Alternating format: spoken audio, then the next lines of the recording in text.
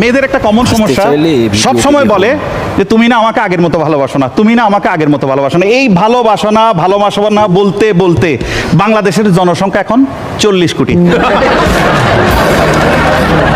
এই যে বাংলাদেশে এত জনসংখ্যা বাড়ছে, তার 50%-এর বেশি জনসংখ্যা বাড়ছে খালি একটা কথার উপর বেস করে। কথাটা কি জানেন? কি সেটা ভাই? বিশ্বাস করো, কিচ্ছু হবে না।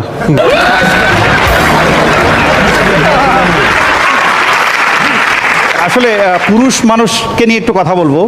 পুরুষ মানুষরা আসলে খুবই অসহায়, হ্যাঁ। কারণ তারা রাগ করে বাপের বাড়ি যেতে পারে না। হ্যাঁ, পুরুষ মানুষরা সব সময় ছাত্র, মা মনে করে বউ শিখাই দিছে, বউ মনে করে মা শিখাই দিছে।